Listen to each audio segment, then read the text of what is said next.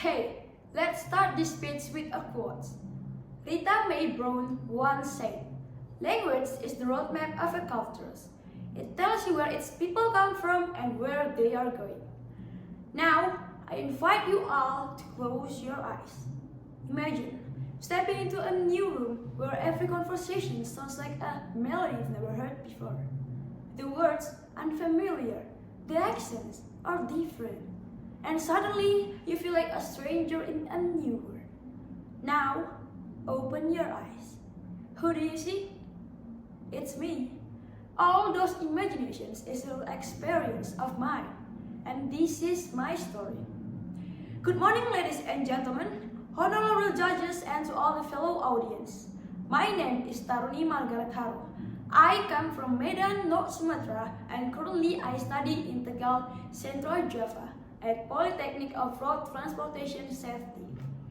My journey from Medan to Tegal is not just about moving from one city to another, but also it's a journey across cultures, language, and new experience.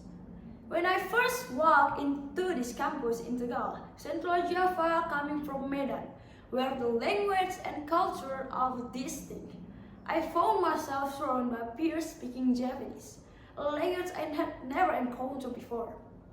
At first, it was overwhelming. I couldn't understand their jokes, their story, or even a simple greetings. But as days turned to weeks, something remarkable happened. Despite the language barrier, my classmates reached out to me with smiles, gesture, and patience. They taught me praises, laughed with me at my mistakes, and celebrated my progress in learning Japanese. In return, I shared with them the nuance of my Medanese dialect and cultures. Through this mutual exchange, I realized that language is not just a tool for communications, but also a bridge that connects heart and mind across diverse backgrounds. It fosters understanding, empathy, and unity. Today, I want to share with you how language serves not just as a means of communications, but as a powerful bridge that connects individuals from diverse cultural backgrounds based on three key points. First one is communications, the second, cultural understanding, and then the last, creating unity. The first one, language enables communications. At the beginning, mostly used bahasa Indonesia to talk to my friends. I didn't understand their Japanese phrases like rapopo or piye kabare, but instead of avoiding them, I asked questions and I listened. And to my surprise, my friends also became curious about how I speak. They asked me, why do people from Medan always say kau or bah? They start using Medanese expressions for fun, like ngapain kali kau bah? And we all laughed together. That moment taught me, when we try to understand each other's language, we break down the walls that separate us. Secondly, language reflects culture. Every word we speak carries the values of the place we come from. In Japanese, people speak with politeness and respect. They choose their word carefully depending on who they are talking to. From this, I learned how strongly respect is rooted in Japanese culture. On the other hand, when my friends hear how expressive and straightforward the Medanese way of speaking is, they begin to understand the spirit of openness of my own cultures. Through language, we start to see the world through someone else's eyes. And third, language builds unity. In my school where I study, in Tegal, although most students are from Java, there are a few of us from Sumatra. From Medan, Palembang, Padang, Bengkulu, Lampung.